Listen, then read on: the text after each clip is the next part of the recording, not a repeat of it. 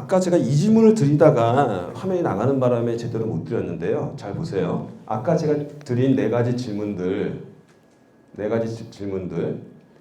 당신의 꿈은 무엇입니까? 당신은 무엇을 하고 싶습니까? 당신은 무엇을 좋아하십니까? 어떤 삶을 살다가 어떻게 죽고 싶습니까?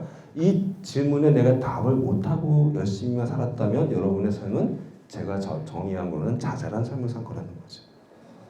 왜 자잘한 걸까요? 이건 사전에서 찾지 마세요. 예, 제가 정한 말이에요, 그냥. 왜냐하면 잘 살려고 막 했는데 잘 살려고 열심히 정말 살았잖아요. 여러분 정말 힘줘서 열심히 살았잖아요. 근데 여러분 골프 치는 분들 아시겠지만 골프공 칠 때 힘주고 치면 홀이 나가죠. 뼈 갈비뼈 전 나가봤어요. 갈비뼈. 하도 힘이 들어가서. 근데 인생도 마찬가지입니다. 힘만 주고 산다고 해서 잘 사는 게 아니에요. 그러니까 잘 살려고 힘을 주면 그냥 자잘이 돼버려요. 더듬어서. 예. 그러니까 열심히만 사는 게 아니라 방향도 생각하시면서 정말 내가 어떻게 살아야지 생각하시면서 그렇게 살아야 되는 게 내 인생이니까요. 남의 인생이 아니고요. 아까 제가 얘기했듯이 큰 누나가 가라고 한 그 길이 내 인생이 아니었잖아요. 내가 어머님 걱정하면서 어머니 생각해서 산 삶이 내 삶이 아니었잖아요. 되돌아보니까 인생 전반전 하나부터 끝까지 내가 내 인생을 산 게 아니었어. 살아준 거였어. 그런 느낌 드시면 허무해지는 거예요. 살아줬네? 잘못됐네. 알았으면 어떻게 해야 돼요? 찾아가야죠. 그 방향이 바로 나를 향해 있어야 된다는 거죠. 아까 사장님께서 그런 표현을 하시는데 안개가 껴져 있는 느낌이다. 그 안개를 걷는 첫 번째는 방향을 찾아야 되는데 그 방향은 바로 나다라는 거예요. 나를 향해야 된다는 거죠. 그래서 우리나라 사람들은 그러면 왜 이렇게 내가 좋아하는 걸 못 찾을까라는 부분에 대해서 제가 심리학자의 학설을 갖고 설명을 드릴게요. 우리나라 사람은요, 원트는 아는데 라이크가 없대요. 이게 뭔 얘기일까요? 원하는 건 있는데 좋아하는 건 없어요. 아까 제가 물어봤잖아요. 좋아하는 게 뭐예요? 좋아하는 꿈이 뭐예요? 물어보면 대답을 못하는 이유가 우리는 좋아하는 걸 모르는 문화에 살고 있어요. 예를 들어 드릴게요. 지금 풍선이잖아요. 헬륨 풍선. 이 놀이동산에 놀러 갑니다. 제 아들을 데리고요. 참고로 제 아들은 제가 마흔에 나가지고 아직도 초등학생, 이제 중학생 갓 올라갔어요. 초등학교 시절에 얘를 데리고 50이 넘은 제가 초등학생을 데리고 이 놀이동산에 갔어요. 그랬더니만 얘가 찡찡거려요. 그러면서 뭘 살라고 하면 이걸 사달래요. 야, 너 씨 이거 그래 사줄게. 딱 갔는데 10,000원이래. 어씨 더럽게 비싸네. 꼭 필요하냐? 너 정말 풍선 좋아하냐? 좋아한대. 꼭 있어야 된대. 그래갖고 사줬어요. 그리고 가서 30분도 안 됐는데 손에 풍선이 없어. 10,000원짜리를. 거금 10,000원짜리가 손에 없어. 또 풍선 어땠어? 저기 있대. 쭉 날아가고 있어 위로. 그러니까 손이 바로 그냥. 근데 나중에 집에 와가지고 사진들을 쭉 뒤져보니까 놀라운 걸 발견하게 돼요. 바로 이걸 사달라고 한 그 자리에서는 주변의 모든 초등학생들이 다 이걸 들고 있어요. 그러니까 나도 갖고 싶은 거야. 그게 원하는 거예요. 그런데 그 풍선을 버린 그 자리에는 갔더니 주변에 어느 누구도 풍선 들고 있는 사람이 없었어. 자기만 들고 있었어. 이거 놔버린 거예요. 근데 만약에요, 라이크, 얘가 진짜로 풍선을 좋아했다면 집에 가져가서 안고 자야죠. 이게 라이크예요. 이게 좋아하는 거라고요. 내가 좋아하는 거. 근데 우리는 과연 좋아하는 거를 꿈꾸며 살아봤나요? 남들이 갖고 있으면 나도 갖고 있어야 돼. 그래서 여러분 결혼했죠? 남들 결혼하니까. 남들이 갖고 있으니까 아파트 샀죠? 그쵸? 나 원래 단독주택 좋아할 수도 있었는데 남들 사니까 살려고 사고. 남들 다 서울 가니까 서울 간 사람도 많고 여기 갔다가 다 귀농하시고. 그쵸? 가만히 생각해 보시면 여러분이 좋아한다고 생각했던 것들은 다 남들이 갖고 있었던 거야. 혹은 주변에서 이거 좋다고 꼬들린 것들이야. 진짜로 내가 좋아하는 라이크는 모르고 원트만 아는 문화에 살고 계시는 거예요.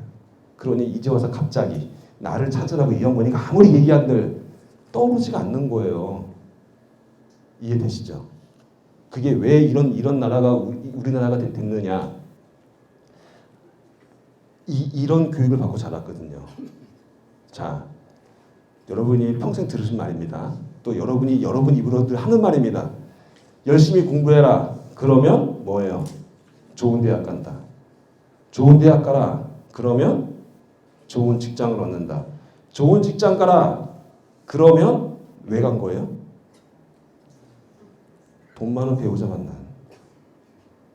사실 여러분, 전 이 대목에서 정말 뼈를 때려요.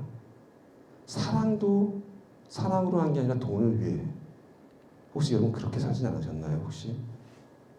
근데 눈빛을 보니까 그 배우자가 돈 많은 분은 아니셨나 봐요. 예. 정말 뼈 때리는, 저는 안타까웠어요. 진짜로. 왜 우리나라는 이렇게 돼버렸을까?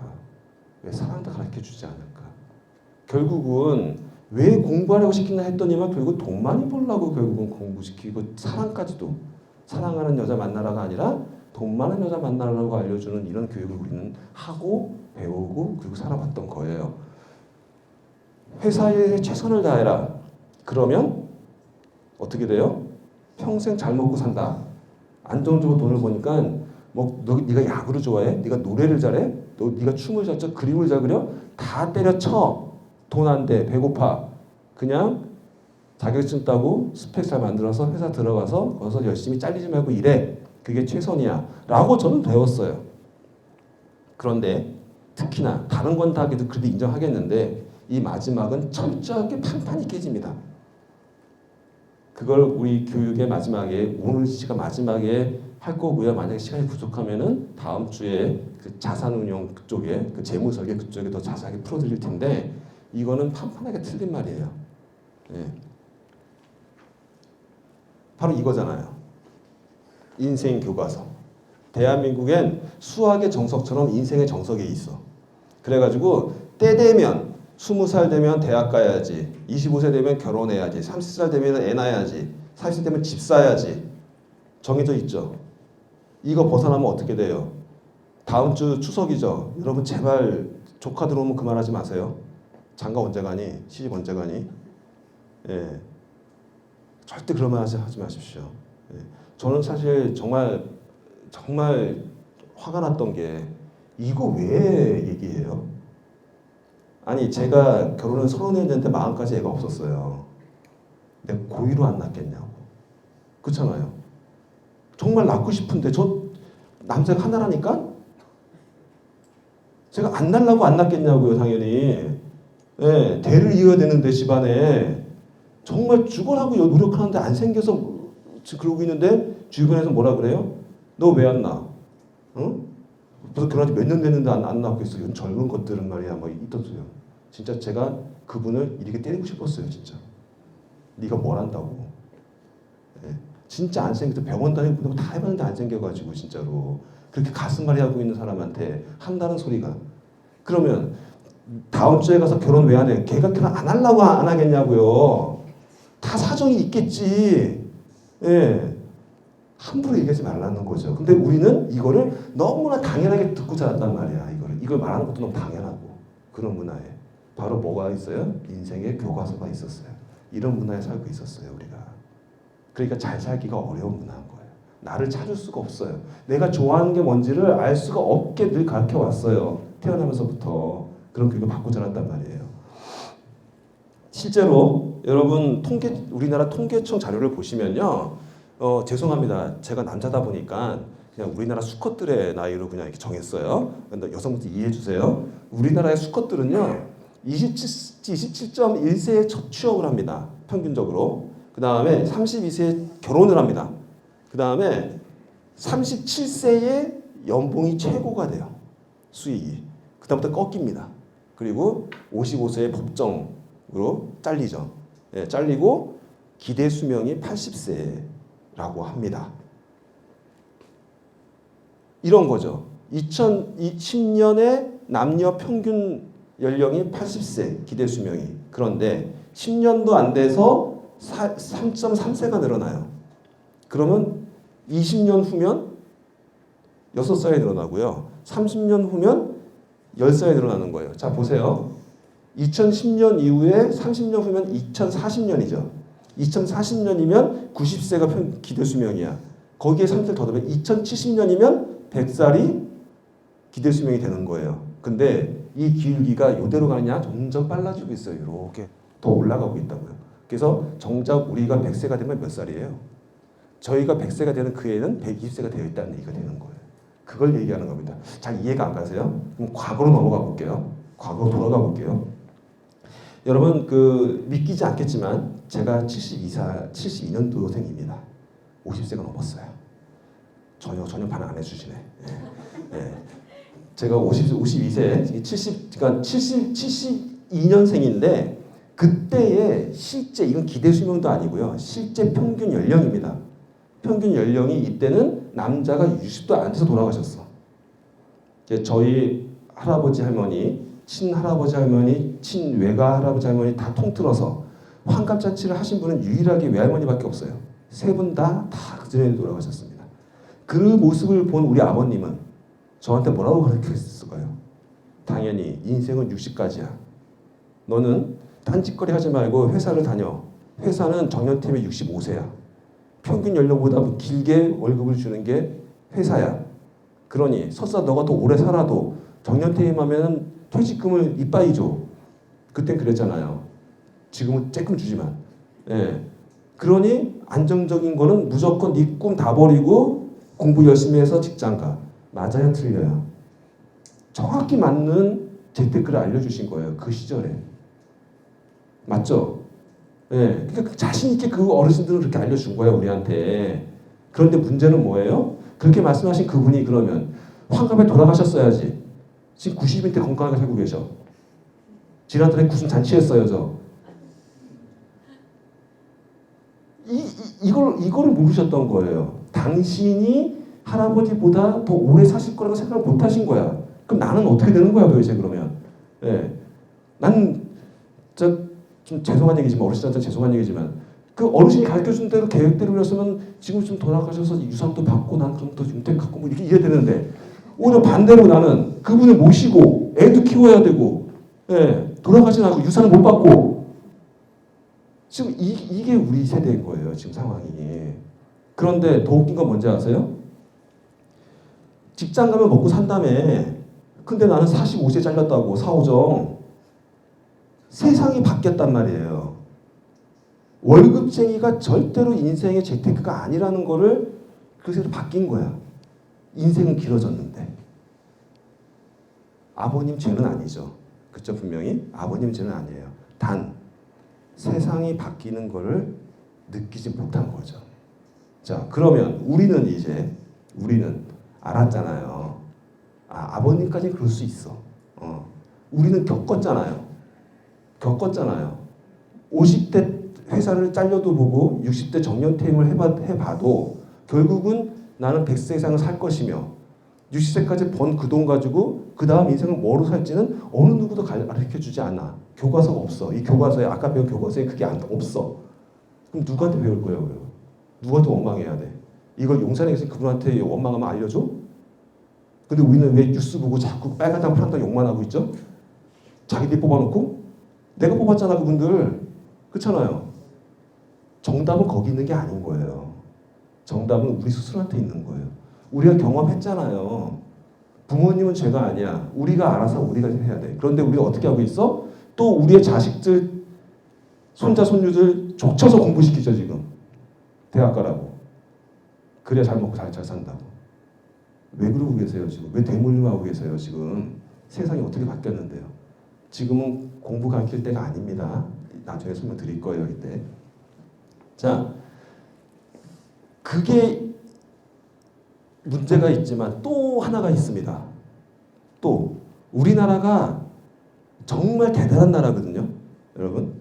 아까 그거는 우리의 나이가 지금 그런 시대에 왔다는 걸 말씀을 드린 거고요. 또 한 가지 죄가 꼈어요. 그건 뭐냐면, 그러니까 총에서 3죄가 낀 건데 우리가 지금 첫 번째 죄는 우리가 하필은 그때야. 두 번째 죄는 바로 이거야. 우리나라에 살고 있어, 우리가. 우리나라가 왜? 우리나라는요, 지난달에 8.15 광복절이었죠? 광복을 겪은 지 지금 90년 됐습니다. 80년이 됐어요. 80년 전에 우리나라가 광복을 차지했는데 그 이후로 승승장구하고 잘 살았으면 좋은데 우리끼리 싸워서 우리끼리 전쟁을 했어. 6.25. 그래서 지금 GDP가 제로야. 제로. 예. 여기서 시작해가지고 외국한테 심지어 이디오피아한테 그걸 원조를 받아가면서 예? 지금 서독에 우리 광부 또 간호사님 월남 파병하면서 정말 열심히 아끼고 모아서 살아서 88 올림픽까지 해내는 나라가 됐어요. 이때 정말 대단한 거죠. 이거는 한강의 기적이라 그랬죠. 그래서 이때부터는 우리가 원조 받던 나라가 다른 나라 원조를 하는 세계 최초의 나라가 됩니다. 그리고 지금은 어떻게 돼요? 선진국이 되어 있어요. 이 중에 우리나라가 선진국이 되는 거 모르시는 분. 근데 사실 어쩌다 선진국 아니에요? 네, 어쩌다 선진국? 무슨 얘기냐면 우리나라가 선진국이 됐는데 선진국이 된 나라 중에서 정말 자부심을 가져야 될 게 한 가지가 있습니다. 우리나라는 식민지를 거느리지 않고 선진국이 된 유일한 나라예요. 즉 지금까지의 선진국들은 다 약탈자들입니다. 다른 나라를 식민지를 거느려고 탈탈 털어가지고 그거 가지고 자기 부를 축소시켜서 선진국이 된 나라들이에요. 그 가장 큰 나라가 영국, 대영 제국. 배 타고 다니면서 다 아프리카 먹고 다 식민지 만들어서 다 탈탈 털어갖고 한 나라. 일본, 우리나라 탈탈 털어가지고 선진국 된 나라. 우리나라는 뭘 털었어요? 아무것도 없잖아요. 심지어 우리나라는 털렸어. 그것도 또 기록입니다. 식민지였던 나라가 선진국이 된 나라, 우리나라 첫 번째 나라. 전 세계 역사상 있을 수 없는 일을 우리는 해낸 나라예요. 그리고 인문학적으로 되게 의미가 있는 겁니다. 다른 나라를 약탈하지 않고 선진국이 된 정말 양심적인 선진국. 맞아요? 약탈국이 아닌 선진국은 우리나라밖에 없어요. 그런데 문화적 수준은 어때요?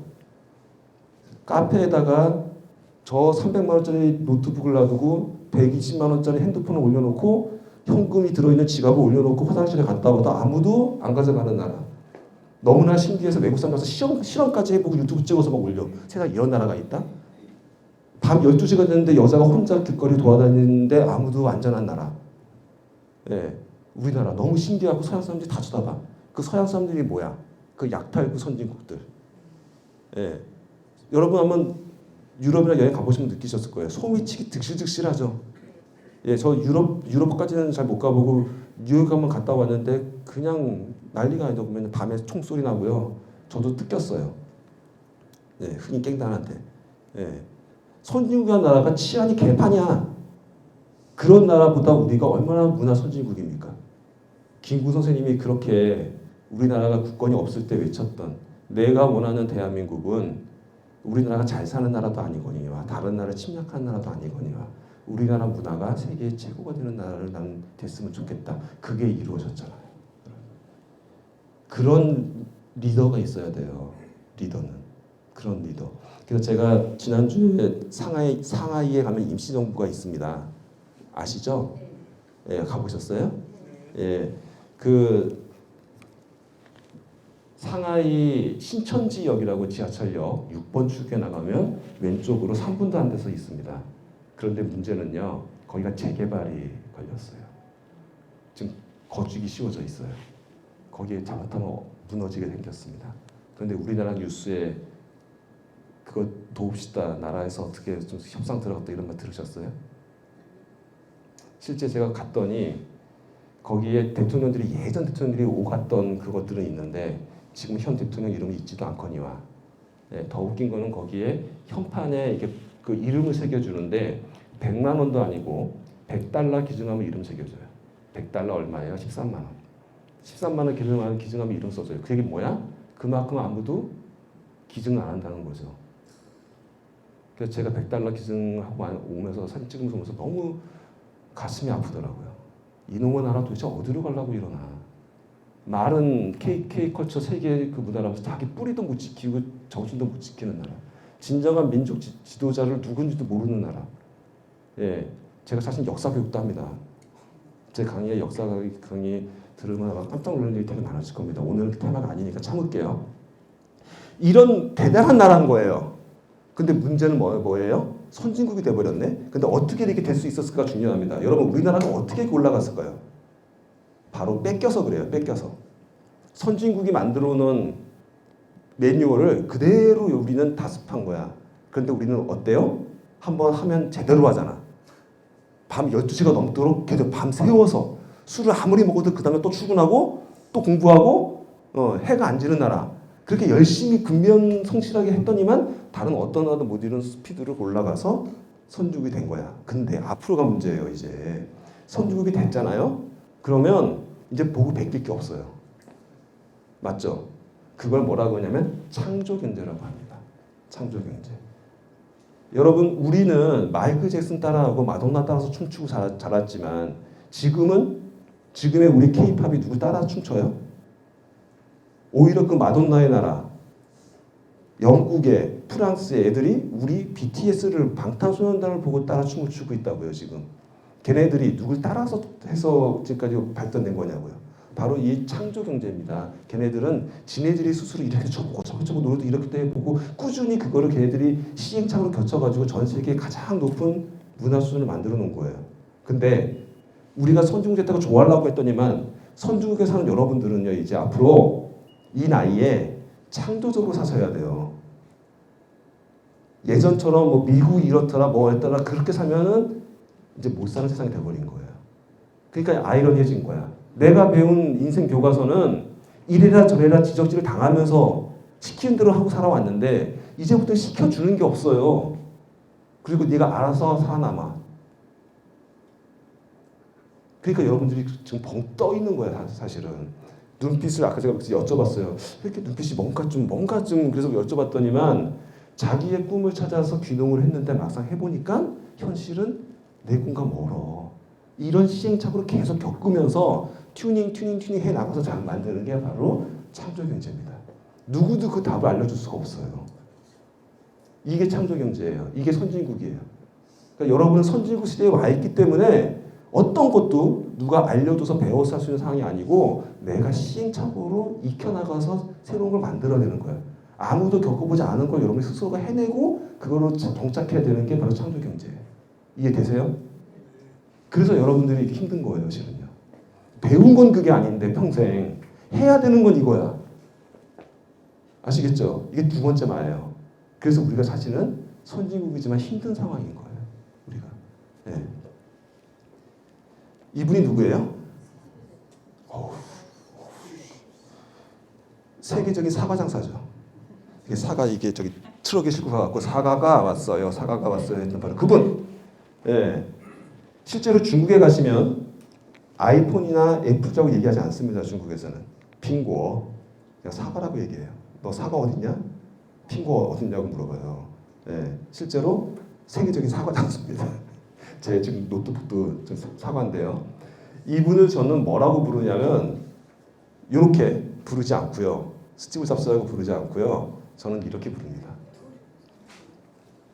왜냐하면 이분이 대학 나왔나요? 대학 들어는 갔어요. 들어갔다가 바로 나왔어요. 자퇴해서. 왜요? 갔더니 배울 게 없더라. 명문대학 갔어요. 그것도.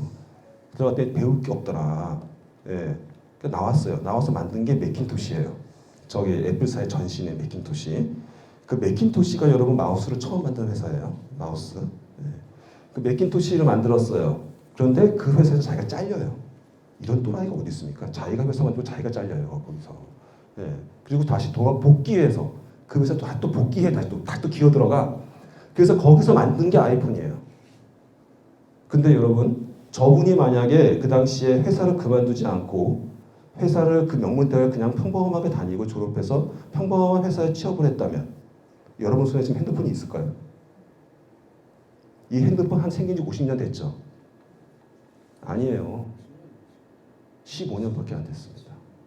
근데 여러분 이 핸드폰 없으면 단 1초도 못 살잖아. 이 사람의 패러다임을 완전히 바꿔놓은 그런 사람이에요. 이 사람이 평범해서 됐나요? 완전히 또라이로 살았기 때문에 된 거예요. 근데 우리 인류에 너무나 큰 업적을 남기신 분이야. 그래서 저는 발음을 이렇게 합니다. 또라이라고 표현을 합니다. 좋은 의미에서 또라이예요. 나쁜 의미가 아니에요, 절대로. 그런데 제가 이 말을 왜 드리냐? 이게 세 번째 마입니다. 앞으로는 또라이로 사셔야만 돼요. 또라이로 안 살면 잘 살 수가 없습니다. 이 또라이라는 의미는요, 본의 아니게도 또라이가 돼요. 이상하게 생각하라가 아니고요. 이 지금 아까 지금 제가 말씀드린 거 있잖아요. 이렇게 바뀌어서 선진국이 되고 이렇게 된 것에서 이래서 창조 경제에 사시기 때문에 여러분 이런 겁니다라는 부분을 아시는 분들이 있었던가요? 혹시 누구 다른 분이 와서 이 얘기 강의하시던가요? 이 정도는 아무도 몰라요. 모르는데 우리만 알고 있어. 그럼 우리는 또라이인 거예요. 아시겠죠? 또라이가 나쁜 의미가 아니고요. 우리가 그러니까 앞으로 살아갈 걸 이 미래지향적으로 생각하는 사람들이 아직은 적어요. 왜 습관이 안 돼 있어서. 근데 우리는 이걸 지금 오늘부터 알았어. 그럼 우리는 이제부터 또라이가 되는 거예요. 남들과 다르게 생각하기 시작하는 거예요, 이제. 예, 그런 의미에서 또라이가 되는 거예요. 바로 이런 거죠. 여러분들이 모든 사람들이 어떻게 스마트폰, 컴퓨터를 손에 들고 다니냐고 할 때 스티브 잡스 이 아저씨는 왜 안 돼? 될 것 같은데? 하고 직접 만들어낸 게 스마트폰 아이폰이에요. 남들 다 여기 있을 때 이 사람 혼자서 평 끼어가지고 옆에 혼자 넘어온 거예요. 그런데 지금 15년 지난 지금은 모든 사람이 일로 와 있죠. 심지어 아프리카 추장도 아이폰 16을 씁니다. 15를 씁니다, 지금. 예, 그런 세상에 살고 있어요. 아프리카에도 이게 돼요. 핸드폰이 된다고요. 지금 그런 세상에 살고 계시단 말이에요, 여러분들. 그러면 여러분들 생각해 보세요. 이렇게 띵띵하고 이렇게 넘어와야 사는 세상인데 여러분 자식들한테 뭐라고 가르쳐요? 똑같죠. 열심히 공부해라. 좋은 대학 가라. 되게 아이러니하지 않으세요? 내가 맞게 하고 있는 거예요. 지금 맞게 행동하고 계시는 거예요. 오히려 그 친구들한테는 지금 공부해라가 아니라 창조적인 생각을 가져. 꿈을 생각해라. 너는 뭘 잘하는 사람이니? 아까 우리가 다 못했던 거. 걔들한테 라이크를 알려줘야죠. 우리는 모르고 반평생을 살았지만 걔들한테는 하나도 빨리 네가 뭘 좋아하는지를 알게 가르쳐주는 게 우리가 숙명이고 의무이지 않을까요? 그런데 우리는 똑같이 또 하고 있어, 답습을. 왜 공부 안 하니? 왜 대학 안 가니? 그렇죠? 안타깝습니다. 저 집에서 맨날 싸웁니다. 이거 집사람하고. 네. 그리고 또 한 가지요. 제가 이거 지금 솔직히 조금 이제 민감한데 그래도 좀 한번 생각해 보자고 말씀드려요. 우리가 다 경험한 거예요. 저는 사실 이 어항을 보면 갑자기 그 생각이 납니다. 세월호. 여러분, 세월호에서 돌아가신 친구들 착해서 돌아갔잖아요. 시키는 대로 가만히 있어서 그 안에. 그렇잖아요. 그 통화 녹음도 있고 카톡 내용도 있잖아요. 엄마 이거 이상해. 그래 거기 시키는 대로 잘 있어. 알아서 잘 애들 손잡고 잘 기다리고 있어. 그리고 꼬로록 잠겨 죽었잖아요. 거기 살아난 친구들. 아 이거 아닌 것 같은데. 그런 짓이 다 어기고 부수고 나온 친구는 살았어요. 갑판에 올라온 친구는. 소수지만. 대구 지하철 어떻게 죽었습니까? 안내방송 나온 대로 안전한 객실 내에서 기다려 주십시오 하고 그 기장은 도망갔죠. 그 사람들은 그 말 착하게 듣고 가만히 있다가 다 죽었어요. 이 어마어마한 사건 두 개를 겪고 나서 우리는 왜 교훈을 못 느끼죠? 지금 세상은요. 이 빠르게 변하는 이거를 모르고 상황 파악을 못하고 스스로 판단해서 움직이지 않으면 그냥 이 어항채로 가라앉는 세상이라는 거예요. 제가 ESG 강의도 하는데 ESG 똑같습니다. 지금 지구가 어떻게 되고 있는지 알면서 아무것도 안 하고 있으니까 그대로 이제 우리는 이제 지구 전체가 이제 꼬꾸라질 겁니다. 이제 예. 누군가 튀어나와야 되는 거예요. 지금요. 그래야 살 수 있는 세상이에요. 좀 내가 너무 심각한 얘기를 했지만 그리고 좀 느끼셨으면 좋겠어요. 우리 경험을 했으면 그걸 간단하게 하나의 교훈으로 만들어주는 습관을 가졌으면 좋겠어요. 진정 선한 거는요. 착한 것과 선한 건 틀린 겁니다. 선한 거는요. 맞는 것을 끝까지 이루어질 때까지 우기는 게 선한 거예요. 착한 거는 그냥 시킨 대로 하는 게 착한 거로 우린 돼 있잖아 지금 정의가. 예, 애들 착하게 키우지 마세요. 선하게 키우십시오. 예, 여러분도 선한 영향력이란 말 하잖아요. 착한 영향력이라고 얘기하지 않잖아요. 선한 영향력. 예, 진정한 선함의 정의를 좀 우리 목사님도 좀 많이 설교해 주셨으면 좋겠어요. 진짜 선한 거 부분은 이제 이쪽 종교 쪽에서 정말 잘 풀어주시거든요. 예. 이 교과서 때문에 우리는 습관적으로 산 것뿐입니다. 착하게. 하지만 선하게 이렇게 넘어올 수 있는 또라이가 될 시대가 왔기 때문에 삼재가 꼈다고 말씀을 드리는 거예요. 그래서 우리가 잘 살려니까 힘든 거예요. 예. 실제로 이랬죠. 추억을 되살려 볼게요. 우리 이렇게 도서관에서 이렇게 공부해서 새벽밥 먹고 새벽별 보면서 가서 공부하고 새벽별 보면서 퇴근하면서 이렇게 공부해갖고 이렇게 쪼르르 하다가 까만 양복 입고 면접 보면 엔간하면 다 취업됐어. 그것도 대기업에. 솔직히 그랬잖아요. 우리 때는. 예. 근데 지금은 서울대 나와도 취업돼요? 근데 왜 서울대 가라고 그래? 저도 자선회사 대표하면서 서울대 안 뽑았어요. 일 못해요, 걔네들. 괜히 돈 시켜가지고 일 못하는 사람 만드는 게 대학 보내는 거예요, 지금요. 그래도 높은 대학들. 콧대만 높아가지고 말도 못 알아들으면서 잘났다는 소리 하는 친구들. 직장생활 못해요, 절대로. 예. 이 교과서 덕분이고요. 이렇게 창조경제로 넘어가는 이 시대가 되는 창조경제 시대에 왔다는 이 개념을 꼭 여러분이 아시고 지금 현 상황은 이 상황이다라는 걸 아시라고 제가 알려드린 거고요. 이제 여러분을 이제 그럼 빗대어서 이제 말씀을 드리려고 하면 이제 시간이 길어지고 또 머리가 아프고 또 슬퍼지고 그러니까 제 얘기를 그냥 예를 그냥 드릴게요. 제가 바로 이랬던 사람입니다. 20대입니다. 30대입니다. 20대 제가 공부할 때 저희 연구소가 어디냐면 한국과학기술연구원이라고 무궁화꽃이 피었습니다. 혹시 아세요? 거기에 우리나라 핵 개발하는 거 얘기 나오죠. 실제 사실입니다. 바로 이 연구소에서 개발을 했었어요. 그래서 그 당시에 박정희 대통령이 미국에 있는 핵 전문가를 끌어들여서 여기다가 갖다 놨더니 의문의 교통사고로 그 박사들이 다 죽습니다. 갑자기. 그리고 박정희 대통령도 총살을 당하죠. 그 이유가 바로 여기 있었습니다. 그 연구소에 제가 석사 논문을 썼고요. 거기서 화학공학 그 싫어하는. 예. 그리고 그 덕분에 제가 일본계 화학회사 JSR에 가서 지금 이게 일본어가 아니라 중국어입니다. 상하이라고 써 있죠. 한국 사람이 일본 회사 대표로 중국 법인에 가서 기술 영업을 했던 게 접니다. 그 회사에. 예. 무슨 얘기예요? 잘 나갔다는 얘기를 하는 거예요. 잘 나갔다는 얘기를. 예. 이렇게 잘 나가던 애가 47살에 회사를 때려칩니다. 예. 때려치고 뭔 짓을 하냐면 이 짓을 하는 거죠. 이때는 돈도 한 푼 안 받고 하는 강의였습니다. 이 짓을 한 거예요. 나를 내가 찾았거든요. 아까 먼 산 쳐다보면서 아, 내가 강의를 해야 되는 사람이었구나. 남들 앞에서. 그것도 많은 사람들 앞에서. 1대1은 잘 못해요, 저. 근데 많은 사람들 앞에서 하면 저는 힘이 나요. 사람마다 다 다르잖아요, 재능이. 예, 상담도 1대다 상담을 잘하는 사람과 1대1 상담을 잘하는 사람이 있어요. 저는 1대 다래요. 해보니까 그래요. 예. 지금 30명 정도 계시는데 300명 있으면 제가 막 작두를 타요, 막 그냥. 예. 이렇게 변한 게 저한테는 뭐예요? 바로 추격경제에서 창조경제로 넘어온 걸 제가 실천을 한 겁니다. 자, 여러분이 오늘 오셔서 뭔가 좀 안개가 껴져 있는데 뭔가 좀 잘 살아보려면 어떻게 해야 될까라는 생각이 들었을 때 바로 이걸 떠올리셔야 된다는 말씀을 드리는 거예요.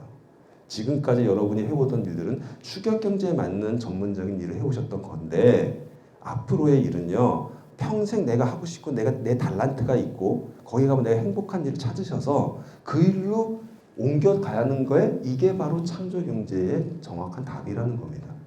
일을 찾아서 일을 하셔야 되는 게 잘 사는 법이라는 거예요. 이제 그걸 어떻게 찾는지만 이제 배우시면 되겠죠. 어떻게 찾는지만 방향은 아시겠죠. 방향은 뭔지 아시겠죠. 예, 바로 이게 방향입니다. 네, 갑자기 그림이 뭔데 잘 보세요, 여러분. 되게 의미심장한 그림입니다. 여러분이 살아오신 길들은요, 항상 이렇게 루트가 있었어요. 이 자국 보이죠? 모든 사람들은 버스나 기차를 타고 이게 인생 가라는 길, 아까 인생 정석의 길, 그거를 쭉 가고 있습니다. 근데 저는 47세에 거기서 내렸어요. 예, 스스로 내렸습니다. 중도 하차를 한 거죠. 그게 여러분이 하신 바의 퇴임이에요. 정년 퇴임이든지 뭐가 됐든지 간에 내렸어요. 그런데 이 꼬마에 보세요. 꼬마야. 여러분들 연세는 잡수셨지만 솔직히 여러분의 자아가 나이 먹었어요? 내렸는데 손에는 가장이라는 무거운 짐을 들고 있어요. 가장 혹은 저희 여성들도 마찬가지죠. 집안의 어머니, 집안을 책임져야 되는 엄청난 무거운 짐을 들고 있지만 나는 내렸어 일단. 근데 이쪽 손에 뭘 들고 있어요? 내 마음은 동심이야. 예, 제 초등학교 5학년 때 그 마음 그대로라고요. 자아는 안 컸어요. 내가 자아를 버렸잖아요. 내 자신을 버리고 그냥 살아난 대로 살아서 왔잖아. 여기까지 나이만 먹었잖아. 내 자아는 안 데리고 왔잖아. 나는 계속 지금 이 상태인 거야. 실제 내가 양복을 입고 넥타이를 맸지만 실제 내 자아는 아직까지 초등학교 5학년 수준의 그거를 머물러 있는 거예요.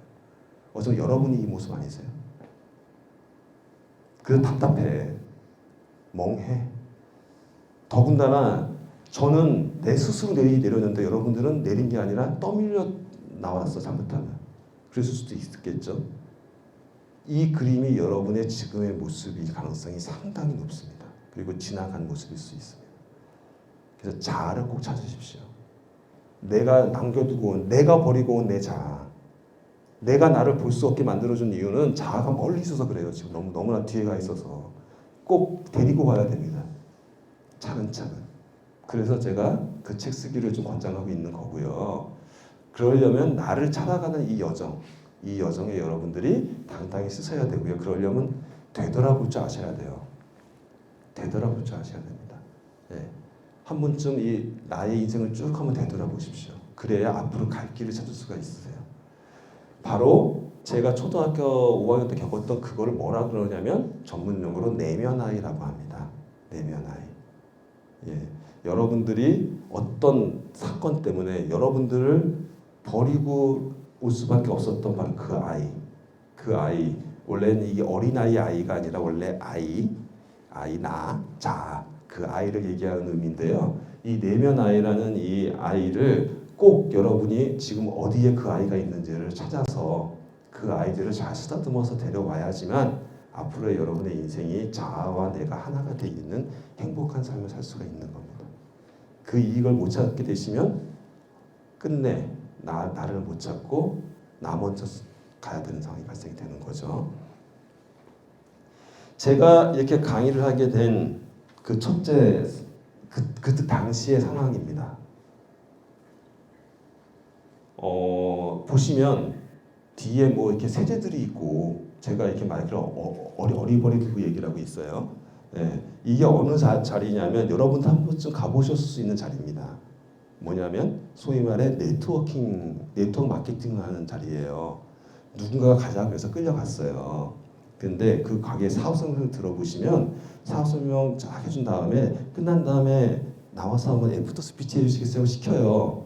근데 내가 그날은 무슨 일이 있었는지 모르겠는데 갑자기 내 손을 버쩍든 거예요. 그리고 나와가지고 딱 마이크를 잡았어요. 근데 진짜 거짓말이 아니라 뭔가 전기가 찌릿하고 오더라고요. 그리고 내가 갑자기 방언이 터집니다.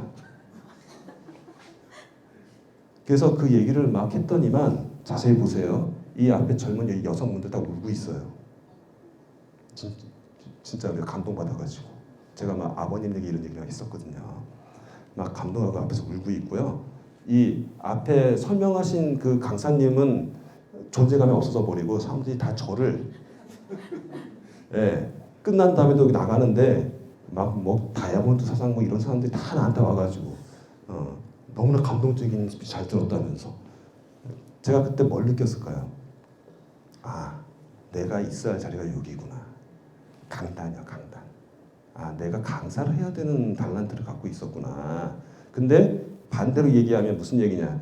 이 사건이 있기 전에 내가 이 네이버 마케팅에 끌려가기 전까지는 내가 단 한 번도 여기 서본 적이 없었던 거예요. 학교에서도 반장도 안 했거든요. 왜? 엄마가 하지 말라 했거든요. 학교 가기 싫다고 반장 되면 학교 끌려가야 된다고. 부반장 한번 하고 끝났어요. 부반장 했는데 부반장도 오라고 하니까 그다음 너 반장 한번 죽여. 반장을 끝까지 안 했어요. 중학교 끝날 때까지, 고등학교 끝날 때까지. 예. 원래 리더십이 있는 애였는데 관종이라니까요, 제가. 근데 그걸 모르고 그냥 죽이고 산 거예요. 근데 그 시기 딱 서보니까 내가 알게 된 거야. 자, 여러분이 그럼 모르겠다. 내가 나를 모르겠다. 왜 몰라요? 안 해봤으니까 모르지. 그 자리에 안 가봤으니까 모르지. 내 달란트가 어디 있는지, 예? 여기 저기 목사님 계시니까 그 주님이 나를, 주님이 나한테 주신 그 소중한 달란트를 내가 못 찾고 있는 거예요. 지금 안 해봐서요. 예, 그걸 찾으려고 노력을 하셔야 된다는 말씀을 드리는 거예요. 그래서 제가 가끔 드리는 말씀인데 돈 많이 안 들면 다 하세요. 그냥 무조건 다 해보세요. 그 경험은 다 우리한테 득이 되고 살이 됩니다. 심지어 제가 여기에 가서 그다음부터 여기서 강의를 합니다. 제가 이제 이렇게, 예, 막 영어도 강의하고 별의별 이렇게, 예. 그래서 그때 제가 제 꿈을 찾게 됩니다. 이거를 제가요, 만약에 내 꿈을 찾겠다고 대학을 다시 들어갔으면 찾았을까요? 여기 꼭 그러신 분 계세요. 나를 찾아가면 그래요? 나 그럼 대학 가야지. 꼭 그런 분 계세요. 예. 절대 학위 따서 꿈 찾는 거 아닙니다. 학위 딴다고 돈 되지 않아요. 저 대학 교수예요. 근데 이런 소리를 해요. 그러니까 그냥 잘렸지 내가. 예. 절대 대학 가서 꿈 찾는 거 아닙니다. 착각하지 마세요. 대학은 꿈을 버리는 곳이에요, 오히려. 예. 내 꿈을 찾으려면은 폭넓게 경험을 다 해보셔야 됩니다. 어디에 내 달란트가 있는지 모르기 때문에. 예. 대학 가면 그 전공 하나만 파고 들어가잖아요. 깊숙이 이렇게. 그게 아니라 넓게, 일단 넓게 쫙 훑어봐야 거기 어딘가에 나의 꿈이 있는지 알잖아요. 그렇게 하셔야 된다는 말씀을 드리기 위해서 이걸 보여드린 거고요. 그러기 위해서 고개더라는 거 하나만 알려드릴게요. 이거 그 네트워크 마케팅 가서 배운 건데 웃기는 건 이 네트워크 마케팅이 80년이 된 역사를 갖고 있는데 나보다도 몰라. 실은 저는 네트워크 마케팅을 제가 혼자 공부했거든요. 제가 30살 때. 이 네트워크 마케팅에 고개더라는 게 있습니다. 고개더. 어디 가나 이 고개더라는 시스템을 많이 쓰는 네트워크 마케팅이 많은데 이 고개더가 검색해 보세요. 그러면 뭐라고 나오냐면 성공하려고 단단히 작정한 사람이 고개더입니다. 예. 근데 이 고개더의 특징은 뭐냐면요. 영어로 써서 죄송한데 실패를 기꺼이 받아들이고 절대 포기하지 않고 항상 긍정적인 마음을 가지고 있으며 항상 어그레시브한 그 능동적인, 그러니까 그 도전적인 그런 행동을 하는 그런 사람들이 고개더인데 맨 마지막 이 5번째가 되게 중요합니다. 요 5번째 크게 말씀드리면 어떤 큰 목표를 정해놓고 그거를 쪼개가지고 내가 할 수 있는 가장 작은 목표를 정해놓고 그걸 매일같이 한대요. 그래서 이게 고개더예요. 잘 살려면 이 고개대로 해야 된대요. 그래서 그 내용을 봤더니만 이렇습니다. 하루에 책 읽기, 하루에 성공자의 오디오 듣기, 하루에 사람 만나는 미팅하기. 그 외에는 사업적인 내용 맞죠? 팔려는 제품 애용하고 사업 설명하고 사업은 일단 제끼고 1, 2번이 너무 놀랍지 않습니까? 네트워크 마케팅 사업 물건 파는 데 맞죠? 물건 파는 데인데 거기서 책을 읽으래요. 이게 첫 번째래요. 두 번째는 경청하래요. 오디오 들으래요. 성공하는 사람들이 오디오 들으래요. 저 같은 사람 오디오를 들으래요. 그래서 제가 이 1, 2번을 이 이후부터 하루도 안 빼고 합니다. 이 밑에 그 사업은 한 날도 안 한 날도 있지만 1, 2번은 하루도 안 빼고 해요. 책 읽기를 어떻게 했냐면 하루에 15분만. 실제로 여기서 그렇게 가르쳐요. 하루에 15분만 책 읽으라고. 15분을 읽을 수 있을 것 같지 않아요? 그렇죠? 15장도 아니에요. 15분만 읽으래요. 그래서 제가 이날부터 매일같이 책을 읽습니다. 바로 실행을 하기 시작한 거죠. 잘 사는 법이 저건가 보다. 책 읽는 건가 보다. 야, 물건 파는 데도 책을 읽으라고 하네? 책을 읽어야 잘 사는 거구나. 그래서 실행을 해본 거예요. 근데 놀라운 건 뭔지 아십니까? 제가 책을 읽어보니까 제가 난독증 환자였더라고요. 제가 어쩐지 학력고사를 보는데 지문이 하나도 눈에 안 들어오더라고요. 그래서 저는 수학, 과학, 문법 문제만 풀었어요. 학력고사를 볼 때. 근데 대학 갔어요. 제가 머리 되게 좋은가 봐요. 네. 그 정도로 제가 책을 못 읽는 사람인데 이때부터 15분을 무조건 정말 해봤어요. 술 먹고 들어와서 책을 얼굴에 덮어놓고 잤어요. 정말 못 읽을 때는 진짜로. 예. 그렇게 해서 15분을 매일 했더니만 어떤 일이 발생이 되냐면 하루에 15분 독서가 어떤 일을 발생시키냐면 제가 지금은 책을 쓰는 작가가 돼 있고 1년에 100권의 책을 읽습니다. 예. 그걸 뭐 평생 했나 보다? 아니요. 딱 2년 동안 했더니만. 오디오 한 개 듣기요. 이거 뭐 지금은 유튜브가 있으니까 쉽게 들을 수 있잖아요. 좋은 거, 재밌는 거, 뭐 김창옥 교수나 뭐 김미경 강사님 이런 분 거 골라 들으면 되고 이제 앞으로는 제 거 들으면 되고 이렇게 하루에 하나씩을 이렇게 들으시면 어떤 일이 발생이 되느냐? 내가 강의를 할 수 있는 사람이 변해있어요. 왜? 들은 게 있으니까. 누구랑 얘기를 해도 인문학적인 대화가 지질 않아 내가. 그런 사람이 되기 시작을 해요. 그래서 여러분들 그거 아세요? 책을 읽는 사람과 안 읽는 사람은 딱 3마디만 해보면 알아요. 그런 거 못 느끼셨어요? 누가 대화를 해보면 이 사람은 진짜 뭔가 좀 격식이고 한 것 같다. 이 사람은 뭔가 좀 비어 보인다는 느낌 드는 느낌. 그게 사실은요. 딱 3마디만 나눠보면 느낌이 옵니다. 가장 대표적인 게 뭔지 아세요, 여러분? 만나자마자 정치 얘기하는 사람들. 네. 그리고 만나자마자 뉴스 얘기하는 사람들. 오로지 보는 게 뉴스밖에 없는 거야. 책은 안 읽어, 그런 분들은. 근데 제가 그걸 잘못한 것 같은 게 아니라 뉴스 시사를 위해서 보는 건 잘하시는 건데 문제는요. 그거를 보고 내가 판단을 해야 되는데 판단을 안 하고 그냥 보이는 대로 그냥 그대로 내가 똑같이 뻐끔이를 하고 있어요. 그게 문제예요. 네, 그 얘기를 좀 제가 하고 싶은 게 진짜로 많은데 그 얘기는 생략을 할게요. 너무나 어처구니없는 뉴스 진짜 많습니다. 근데 우리 국민들 아무도 그거를 이상하게 생각하지 않아요. 제가 그걸 중국에 있을 때 그 뉴스 보고 제가 기겁한 적이 있습니다. 진짜로. 얘기를 할까요, 그냥? 네. 여러분 그 촛불 집회할 때 한쪽에서 태극기 집회를 했죠. 그건 잘못된 게 아니죠. 당연히 이렇게 생각하는 사람이 있으면 이렇게 생각하는 사람도 있는 거예요. 그게 민주주의죠. 그런데 그 화면에, 그 뉴스 화면에 자세히 보시면 왜 거기에 태극기가 들려 있는 게 아니라 성조기와 일장기가 같이 꽂혀 있죠? 그거 기억 안 나세요? 왜 그게 이상하다고 생각하지 안 하셨어요? 그쪽을 아예 그냥 그렇게 생각. 또 반대쪽 의견이시군요. 그래서 안 보셨구나. 근데 뉴스는 공공방송이잖아요. 근데 거기에 뻐젓하게 그게 올라가 있으면서 제가 중국에 있을 때 봤다고요. 중국 거기에 대서특필하게 나오고 있는 화면에 우리나라 태극기 옆에 성조기와 일장기가 같이 걸려 있어요. 이게 뭐지? 바로 중국을 견제하는 겁니다.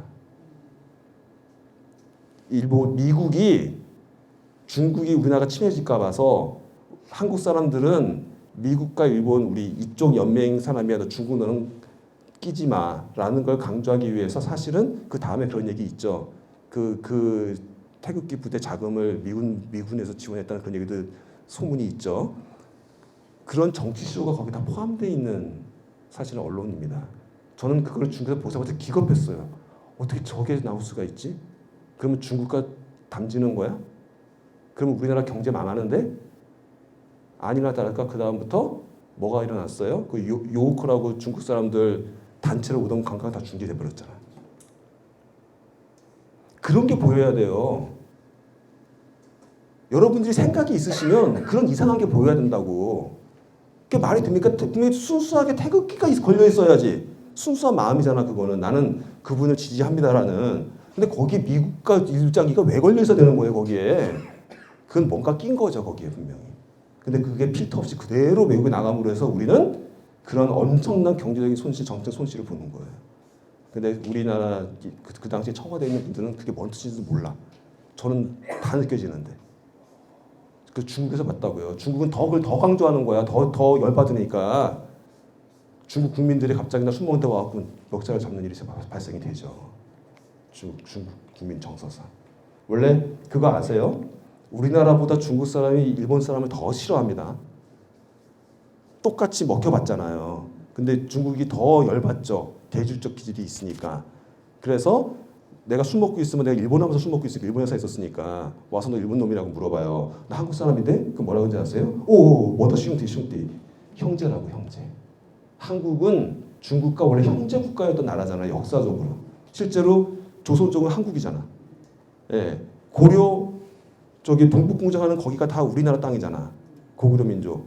예, 그러니까 우리 슝띠, 가장 형제국이라는 정서가 있는 민족의 나라인데 그거를 하나도 정치로 이용해 먹지 못하는 지금 이 정치하는 사람들. 그래서 우리 경제 손실이 얼마고 정치적 손실이 얼마인데요. 왜 미국 편만 들어요? 바보같이. 내가 갑자기 왜 이런 얘기를 하지? 예. 그 생각을 하시자는 말씀이에요. 생각을 하시자는 말씀. 생각을 하시자는 말씀. 예. 자, 그래서요. 이 그림은 뭐냐면 지금 바다를 보여주고 있는 겁니다. 바다를. 여러분, 바다에 이 세상 모든 물이 다 흘러서 바다로 가죠. 맞아요? 아무리 뭐 한라산에 뭐 무슨 저기 물이 있고 뭐해도 비가 오고 나서 흘러 결국은 어디로 가요? 다 바다로 갑니다. 심지어 여러분이 응가한 화장실 응가한 물, 저 물도 결국은 저기 바다로 흘러가요. 근데 왜 이 세상 모든 물은 바다로 흘러갈까요? 개발 제로라고 하십니까? 네? 개발 제로라고. 아, 네, 정답이십니다. 이걸 좀 풀어서 얘기하시면 알아듣기 쉽게. 예, 그렇죠. 우리 역시 목사님 틀리십니다. 가장 낮기 때문입니다. 내가 가장 낮은 자세로 임했을 때 모든 이 세상의 지혜는 저한테 와요. 근데 내가 잘났다고 나를 이렇게 올려놓으면요, 잠시 물이 흘렀다가 떨어져 버리죠. 넘쳐버리죠. 근데 바다처럼 나의 자세를 최대한 낮추고 있으면 이 세상 모든 지혜들이 저한테 다 흘러들어오게 되어 있는 거죠. 이거를 제가 그때 책을 그렇게 많이 읽으면서 강의를 많이 들으면서 처음 깨달은 겁니다. 즉 무슨 얘기냐면요, 독서나 강의를 듣는 거는 공통점이 하나가 있습니다. 바로 뭐냐면 그게 경청을 배우는 거예요. 경청. 여러분들 사람 말 들으세요? 제가 나중에 저기 우리 카톡 주신 분한테 제가 하나 보내드릴게요. 한번 들어보시면 아마 깜짝 놀라실 겁니다. 우리나라 사람들은 듣기 평가 8점이에요. 못 들어요. 남의 말 못 들어요. 한번 기억을 해보세요. 여러분이 친구 만나서 술을 먹어요. 혹은 찻잔에서 커피를 마셔요. 자, 언니 나 있잖아 이런 일이 있는데, 그건 있잖아 이러고 저러고 남자분들, 선배님 제가 요즘 회사에서 이런 일이 있는데 그러냐? 너 혹시 이렇게 한 거 아니야? 단 세 마디도 못 들어. 바로 내가 말해. 안 그러세요? 저 또한도 그랬었어요. 이거 깨닫기 전까지는. 단 두 마디도 못 들어. 바로 내가 말해. 그걸 뭐라 그래요? 지디, 꼰대. 예. 이상하게 말을 못 들어 우리는. 상대방 말을 가만히 그냥 그래 그래서 이걸 못해요. 우리는 세 마디도 못 들어요. 이거를 할 수 있으면요 정말 인간관계가 좋아집니다. 관계 좋아지고 정말로 일도 잘할 수 있어요. 여기 대표이사 하시는 분 계신가요? 회사 사장 하시는 분 계신가요? 종업원 써보셨어요? 아침 조회를 합니다. 자, 오늘 할 일 알려드립니다. 오늘 지금 우리가 마감이 급하게 왔으니 오늘 내 꼭 하실 일이 있어요. 그래서 이거 하시고요. 특히 김 과장 오늘 오전까지 요거 해서 나한테 보고하세요. 명확하게 합니다. 그 친구들 막 받아 적는 척을 해요. 예. 근데 보고가 안 들어와요. 김 과장 아까 내가 이거 보고하라고 했는데 그게 기억 안 나? 그러셨어요? 이게 회사에서 비일비재합니다. 실제로. 제가 그 동영상 올렸더니만 사장들이 다 댓글을 달아. 맞아. 남살이 우리 듣는 경청 연습이 진짜 안 돼 있어요. 기억 못 하세요. 그게 왜 그러냐고요? 여러분이 겪잖아. 아침에 아들아 밥 빨리 먹어라. 예. 지금 시간이 몇 시인데 너 가방은 쌌니? 그러면 아들이 뭐라 그래요? 나 먹고 있잖아. 알았어 잠깐만. 그리고 또 안 해. 안 먹고 또 나한테 핸드폰 보고 앉았고. 어릴 때부터 본능적으로 경청을 못하게 되어 있습니다. 원래 본능이 그래요. 그래서 경청은 스스로 능력을 쌓아서 만드는 거지. 경청이 능력이지 경청이 당연히 들리는 게 경청이 아니에요. 그냥 바이패스 됩니다. 이렇게 말이 들어오면 제가 말을 해도 지금 기억이 나시는 게 많지 않아요. 이제 다음 주에 물어볼 거야 이제. 뭐 기억하냐? 한번 여러분의 경청 테스트를 해볼 거야 이제 제가. 안 들려요. 아까 맨 처음에 말씀드렸던 강의는요. 그래서 하나도 기억이 안 남는 겁니다. 그나마 강연을 하면 그나마 한두 개는 걸려. 재밌었던 거. 예, 그 한두 개는 걸려. 감동적인 한두 개는 걸린다고요. 그래서 제가 이렇게 강의를 하는 거예요. 자, 경청이 그렇게 중요한 거고요. 경청을 하는 것이 바로 바다가 되는 방법입니다. 아시겠어요? 나를 낮추는 게 경청이라고요. 들어줄 줄 알아야 된다는 거죠. 그게 어디에서 만들어지느냐, 경청 능력이 독서에서 만들어집니다. 여기 도서관이잖아요, 여러분. 여기 도서관에 오셨는데 책 많이 읽으시죠? 다들 이렇게 고개를 이러시더라고요. 내가 어느 도서관 가봐도 다 똑같대. 이상해. 도서관이 바뀌었어, 이제. 도서관이 책 읽는 곳이 아닌가 봐. 책 보는 곳이야. 이렇게 꽂혀 있는 거, 이렇게. 근데 진짜로 여러분, 책을 진짜 좀 읽는 습관을 들여보세요. 하루에 15분, 아니면 5분만이라도. 매일, 단 조건은 매일, 하루도 안 빼고, 비가 오나 눈이 오나 한번 해보세요. 단 한 달만 해봐도 제가 왜 이렇게 해보라고 하는지 아마 아실 겁니다. 예, 그렇게 되면 내가 점점 변하는 게 느껴져요. 뭔가를 집중할 수 있게 되고 핵심 파악을 할 수 있게 되고 남의 말을 들을 줄 알게 돼요. 바로 말씀을 들을 수 있게 된다고요. 말씀을. 예. 경청은 결국 나를 낮추는 것이다. 그리고 나를 비우는 것이다. 그래서 바다에 모든 물이 모이는 이유는 내가 낮추는 건데 그 방법은 경청이며 그 실질적인 실천 사항은 책을 읽는 습관을 가지셔라. 예, 그게 제가 잘 사는 방법의 실천 사항 첫 번째인 겁니다. 첫 번째, 도서관에 딱 맞는 주제였어요. 지금까지. 어차피 9시 반까지 또 되죠? 예, 예, 되죠.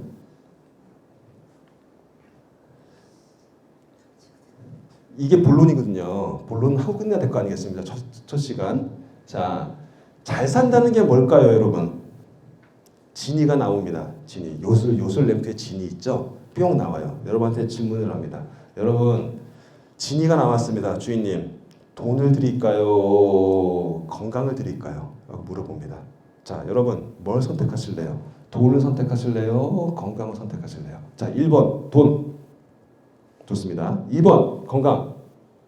안 든 사람은 뭐예요? 둘 다. 정답. 정답이에요. 진짜로. 진이가 그럽니다. 주인님, 제가 하나 고르라고 안 그랬는데요. 예, 잘 살려면은요, 최소한 이 두 개는 있어야 돼요. 최소한. 돈이 있는데 건강하지 않으면 의미 없죠. 건강한데 돈이 없으면 더 불행하죠. 예, 다 있어야 되는 거예요. 그래서 잘 산다는 거는 모든 걸 다 갖고 있어야 되고, 만약에 잘 살았다면 여러분들이 언제 알 수 있을까요? 이날, 내가 죽는 그날. 하객들이 와 있어요. 난 여기 지금 누워 있어요. 시체로. 여러분들이 지금 하객들이야. 그분들이 서로 수수덕거릴 거 아니야. 그 이영건이 저거는 뭐 잘 사는 척하면서 맨날 뭐 잘 사는 법인데 뭐에 떠들고 다니는데 내가 저 인간 나한테 밥 한 번 사는 거 못 받고, 응? 되게 깍쟁이고 뭐 이상한 놈이야 저는. 잘 산 놈 아니죠. 근데 그때 내가 강의 들었는데 저분 강의 그 말 때문에 내가 인생이 바뀌었잖아. 그때부터 내가 책을 읽기 시작을 했거든. 정말 훌륭한 친구야. 잘 사는 거 맞죠? 네, 저는 그 말을 듣고 싶어서 열심히 지금 하고 있는 건데, 또 한 가지, 아까 그 말씀 드렸죠. 내가 정말 하고 싶은 게 뭔지 모르겠는 분들은 이런 상상을 해보세요. 내가 죽었어요. 근데 그 어떤 시스템이 생겨가지고 단 10분만 내가 다시 살아나서 이분들한테 말을 하고 죽을 수 있는 어떤 그런 게 새로 생겼어. 그러면 그 시스템에서 여러분은 무슨 말을 하시겠어요? 그 자리에서.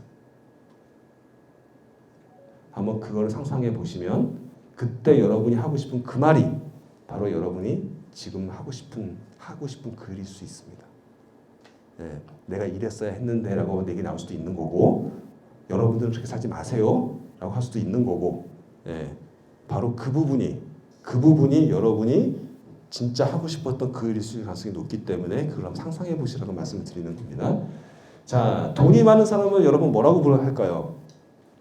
부자. 자, 그러면 뭐가 좋은 사람이 잘 사는 사람이라고 김창호 교수가 얘기했을까요? 관계입니다. 예. 여러분들은 관계를 되게 잘 가꾸셔야 돼요. 그래서 잘 사시려면 돈을 많이 버는 게 먼저가 아니라 관계를 잘 가꾸셔야 되는데 당연히 이게 외부적인 이게 관계도 중요하고요. 또 한 가지는 가족들과의 관계 중요하죠. 근데 가장 중요한 관계는 뭘까요? 나 자신과의 관계. 예, 그 관계가 이제 모르셨던 거야. 그래서 뭘 해도 내가 자꾸 힘이 들어. 예. 여러분이 하루 24시간 사시면서 단 5분만이라도 온전히 나 자신과 대화해 보신 적 있으세요? 기도를 하시거나 묵상을 하시거나 산책을 하시는 분들은 그걸 실천하시는 가능성이 높습니다. 그런데 정말 열심히 사시는 분들은 절대 그걸 할 엄두도 안 냅니다. 그러면 안 되는 거야. 내가 내일 회사 가서 뭐 해야 되지? 회사 끝났는데 불구하고 끝난 집에 와서도 밥 먹으면서도 회사 생각하고 뭐 해야 되지?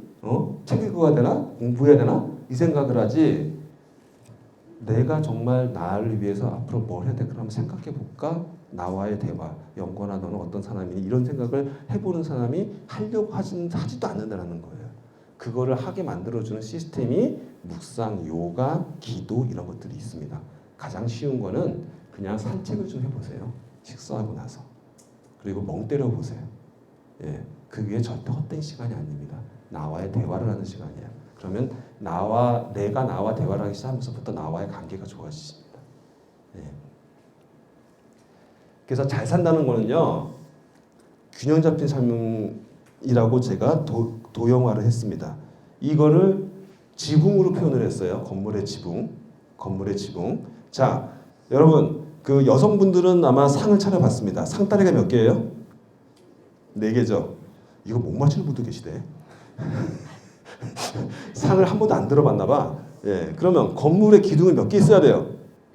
예, 그래서 가장 중요한 삶을 바치는 기둥은 4개가 있어야 됩니다. 첫 번째, 육체적인 건강. 인정하시죠? 자, 여러분들은 육체적 건강을 지키기 위해 어떤 실천을 하고 계시나요? 걷기, 만보 걷기, 뭐 뛰기도 하시는 분도 계시고, 아니면 헬스장 가서 운동하시는 분도 계시고, 제가 권해드리는 건 좀 여러분들 스쿼트를 좀 해보세요. 요거 있죠? 요거 앉았다 일어났다는 거. 이 허벅지 근육이 만약에 손으로 이렇게 잡히시는 분들은 당뇨일 가능성이 상당히 높습니다. 예. 이렇게 잡았을 때 허벅지가 내 요게 안에 들어온다. 이런 분들은 대부분 지금 당뇨약을 드시거나 고혈압약을 드시고 계실 거예요. 왜냐하면 이 허벅지 근육이 피를 돌립니다. 심장 하나만 갖고 끝까지 못 돌리거든요. 허벅지 근육이 심장을 돌려요. 근육이 곧 만병의 근원입니다. 근육이 없으면 만병이 걸리는 거예요. 제가 오늘 아침부터 강의한 내용입니다. 그러니까 그거 하나씩만 배우시자고요. 예, 그거 하나만 하셔도 뭐 많이 할 필요 없어요. 오늘 10개 정도, 10개에서 20개 정도만 매일, 늘 강조하지만 매일, 매일 하는 습관. 자, 정신적 건강 인정하시죠? 우리 자꾸 나이가 들면서 자꾸 건망증이 생겨. 맞죠? 혹시 치매로 가는 거 아니야? 걱정되시죠? 그리고 설사 건망증이 아니더라도 조울증, 막 화가 났다가 웃었다가, 또 우리 여성분들은 갱년기라고 핑계를 대시면서 모든 화를 다 가족들한테 다 풀고 계시잖아요. 그런 것들을, 이 정신적인 부분들을 우리가 내가 스스로 온화하게 지킬 수 있는 그런 습관을 가지셔야 된다는, 그거는 때로는 정신병원을 가서라도 좀 고치려고 애를 쓰는 노력이 필요합니다. 왜냐하면 정말로 걱정되는 게요, 120세까지 사는데 몸은 살아요. 근데 뇌가 죽으면 어떡해요? 그렇죠? 뇌 건강을 지키게 노력하셔야 돼요. 뇌 건강을 지키는 가장 좋은 방법은 발바닥을 자극하는 겁니다. 발바닥. 많이 걸으세요. 텔레비 보고 있지 마시고요. 텔레비 보면 뇌가 마비돼요. 오히려 전두엽 마비됩니다. 많이 걸으시면 좋고요. 많이 걷기 정신 건강에 좋다. 그러면서 또 자랑 대화도 할 수 있으니까. 세 번째, 시간적인 건강. 여러분, 시간적인 건강이 뭘까요? 시간이 많으면 건강한 걸까요? 바쁘지 않고? 아니니까 물어봤겠죠? 여러분들 많잖아 시간 지금. 죄송해요. 죄송해요. 예. 그럼 바쁘면 건강한 건가? 그것도 아니죠. 시간적으로 건강하냐 안 건강하냐의 의미는요. 하루의 스케줄을 내가 스스로 중요도를 정해놓고 내가 스스로 세팅하고 있냐가 건강하냐 안 하냐의 척도입니다. 누가 만나자 그러면 나가고 뭐 해야 된다 그러면 그거 하고 뭐가 급하다 그러면 그거에서 끌려다니는 시간을 끌려다니며 사는 사람은 건강한 게 아니에요. 그러면 뭘까? 뭘 할 수 있느냐? 여러분 혹시 입에서 전화를 한다거나 뭐 할 때 안부를 물을 때 요즘 바쁘지 하시는 분 손 들어보세요. 없어요? 혹은 요즘 어떻게 지내? 요즘 바빠서 하시는 분 없어요? 여기는 신기하네 하여튼. 영어력은 되게 좋은 동네구나 여기는. 여기 바쁘게 안 사시는구나. 예. 정말 힐링타운이네 여기가. 바쁘다의 공통어가 두 글자로 뭔지 아십니까? 바보입니다. 바보다. 나는 바빠 지금 나는 바보야 라고 하고 계시는 거예요. 너 바쁘니? 너 바보니? 라고 묻는 거예요. 왜 그런지 아세요? 내가 바쁘다고 말하고 있는 건 뭐냐면요. 내가 하기 싫은 일을 억지로 하고 있어 라는 말이에요. 만약에 진짜로 시간 없이 바빠요. 근데 내가 너무 하고 싶은 일이고 너무 즐거운 일이야. 저같이 오늘 아침엔 인천에서 강의하고 3시간 차 타고 와서 지금 이 시간에 영어에서 강의하고 있어. 저 신나요 지금. 아까도 뭐 전화가 오는데 너 바쁘니? 그래? 아니 나 신나. 라고 전 얘기를 해요. 바쁘다는 얘기는 내가 하기 싫은 일을 할 때 바쁘다고 얘기하는 거예요. 그러니까 나 건들지 마. 지금 짜증나거든? 만나자고 하지 마. 그 뜻이 바쁘다는 거 아니에요. 맞아요? 생각해보니까 그렇죠. 근데 그 말을 마치 예의처럼 당신 바쁘세요? 라고 물어보고 있어요. 당신 바보세요? 그러고 있는 거잖아요. 지금. 당신 신나세요? 라고 얘기해야 되는 거 아닌가? 신나게 사시죠? 즐거우시죠? 이렇게 물어봐야지 맞는 거잖아요. 원래 의미는. 맞죠? 그렇게 살면은 차이가 뭐예요? 내가 좋아하는 걸 하면서 세팅해서 살고 있는 거는 시간적 건강 좋은 거. 내가 하기 싫은 걸 억지로 하고 있는 거는 뭐야? 시간적 건강 꽝인 거. 돈을 아무리 많이 벌더라도. 명확하죠? 안기가 거치죠? 예, 바보로 살지 마세요. 예, 아시겠죠? 입에서 바쁘단 말을 지우세요, 이제. 예. 자, 4번째. 관계적 건강. 아까 말씀드렸죠? 관계적 건강. 근데 아내분과 관계를 좋게 하고 또 나 자신과의 관계를 좋게 하고 타인과의 관계를 좋게 하는 건 여러 강의가 있으실 거예요. 저는 하나만 또 말씀을 드릴게요. 여러분들이 이제 앞으로 연세를 먹으면 먹을수록 주변에 뭐가 없어져요? 네, 친구가 없어지십니다. 돌아가셔요. 저희 어머님, 아버님도 툭하면 눈물을 흘리시면서 누가 또 죽었단다. 어떡하냐 그러세요. 그럼 제가 전 뭐라 그러지 아세요? 새로 사귀세요. 뭔 말인지 못 알아들어. 잘 생각해 보세요, 여러분. 관계는 계속적으로 만들어가야 됩니다. 인간은 관계의 동물이에요. 여러분, 인간의 눈과 사람의 눈이 다른 게 뭔지 아십니까? 제가 오늘 자료를 못 갖고 왔는데 까먹고. 사람의 눈과 인간의 눈을 동물의 눈을 똑같은 거죠. 사람의 눈과 동물의 눈을 한번 비교해 보시면 여러분 강아지를 키우든 고양이를 키우든 집에 가서 한번 보세요. 가서 흰자위가 없습니다. 동물들은 심지어 유인원이라는 침팬지도 눈을 보면 흰자위가 없어요. 사람만이 유일하게 흰자위가 있습니다. 흰자위가 보이게 구조가 되어 있어요. 없다가 아니라 보여요. 보여요. 근데 이게 왜 흰자가 있는 거냐면요. 이 흰자가 있는 거는 내 마음을 보여주는 거예요. 내가 지금 무슨 생각을 하고 있고 그거를 내 패를 보여주는 게 흰자입니다. 그래서 여러분이 눈빛을 보면 그 사람 마음을 알잖아요. 인간에서. 근데 그게 왜 그렇게 진화를 했을까요? 똑같은 원숭이 유인원으로 진화한 게 사람인데 비슷한 종족끼리 살아왔는데 침팬지는 끝까지 흰자를 안 보이는 걸로 진화를 했고 사람은 흰자가 보이는 걸로 진화를 했어요. 그거는 육체적으로 만약에 인간이 코끼리랑 싸우면 지죠. 근데 부대를 만들어서 사람이 힘을 모아서 코끼리랑 싸우면 당연히 이기죠. 그 사실을 깨달은 거야 인간은. 생각할 줄 아니까. 호모 사피엔스라는 책에서 나오는 내용입니다. 그래서 그 인간들은 깨달은 거야. 아, 우리는 서로 관계를 맺어야 강해지는 종족이구나. 깨닫고 그 다음부터는 내 패를 보이면서 사람과 친해지려고 합니다. 예, 그게 관계를 맺는 거예요. 그런데 나이가 드셨다는 이유로 관계를 더 이상 안 맺어. 여기 나오신 분들은 관계를 맺을 마음이 되게 계시니까 건강하신 거예요. 관계적 건강이 건강하신 거예요. 저랑 명함 나누셨잖아요, 선생님들. 저랑 관계 맺잖아요. 또 제가 또 소개시켜 줄 수도 있잖아. 그렇죠? 네. 이거를 매일같이 하셔야 된다는 거예요. 제 이름과 똑같은 이영건 박사가 있습니다. 아세요? 아시죠? 이영건 박사님. 아침을 여는 경제, 또 파랑새. 김창옥 교수가 김창옥, 김미경 전부 다 이영건 박사의 제자들입니다.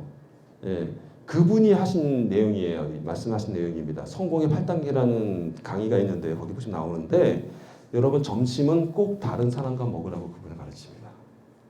회사에서 먹을 때, 집에서 먹을 때 어쩔 수 없고요. 밖에서 먹을 때 꼭 점심의 대상을 바꿔가면서 먹어라. 그 다음에 일주일에 2번 이상, 많게는 3번까지는 꼭 새로운 사람을 만나라. 저녁에는. 술자리 그냥 친한 사람과 맨날 똑같이 부어라 마시라 하지 마시고 항상 약속을 잡을 때 새로운 사람 소개시켜라. 그래서 새로운 사람과 명함 주고 새롭게 사귀라라고 가르칩니다. 인간은 사회적 동물이기에 관계가 없으면 우울해지고요. 또 비즈니스를 하더라도 네트워킹이 안 되면은 창업 망합니다. 제가 창업 강의도 하는데요. 꼭 강조해요. 비즈니스 한다면서 네트워킹 안 하면 그거는 자세가 안 된 거라고. 예. 명함도 안 들고 다녀. 비즈니스를 한다면서 이건 기본이 안 된 거예요. 자기가 뭐 하는지 모르는 거예요, 지금. 예. 네트워킹 한다는 얘기, 계속적으로 관계를 만들어 간다는 얘기는 인간의 본능이자 생존을 위한 진화예요. 그거 흰 자위가 있는 한 명함을 들고 다니면서 새로운 사람을 만나고 계속 웃으면서 좋은 관계를 맺으려고 노력하셔야 되는 겁니다. 그게 관계적인 건강이에요.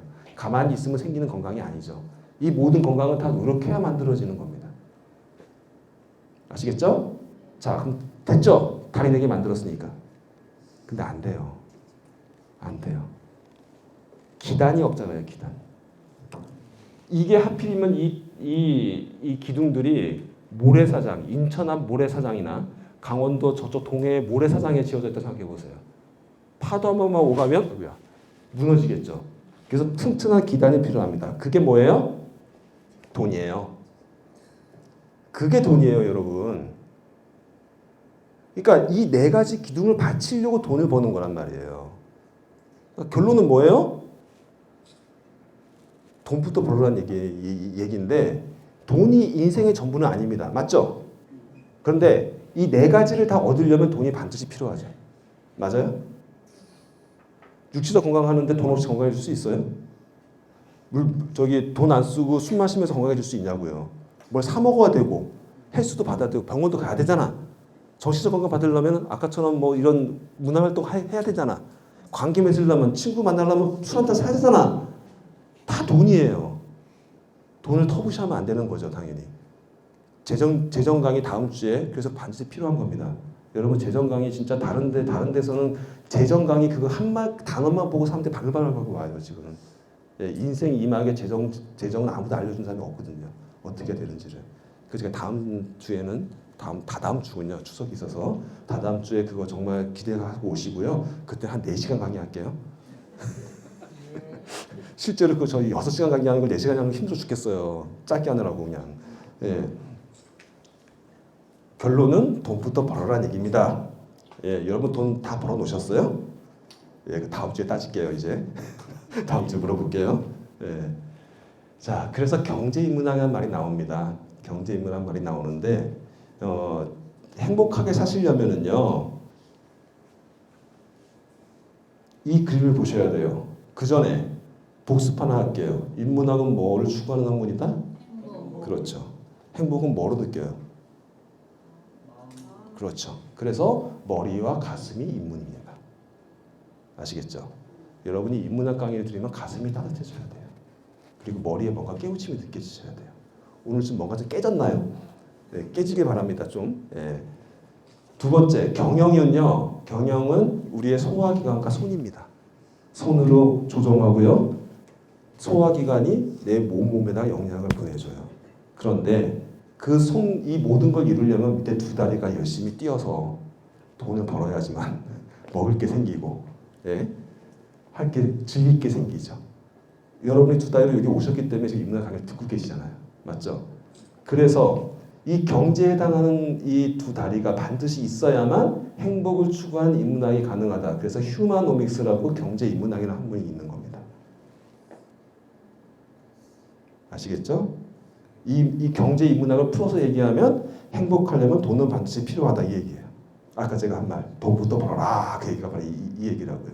그러면 돈을 앞으로 평생 어떻게 벌어야 되는지를 다음 시간에 배우고, 일단 이 책은 제가 지금 아침 6시에 매일 읽어드리고 있는 책입니다. 저한테 카톡 보내주시면 제가 공유 맺으신 분들은 그 유튜브에 제가 이거 읽어드린 책들이 다시 보기 다 되니까 읽으시면 좋을 것 같고요. 돈이 많은 게 부자죠.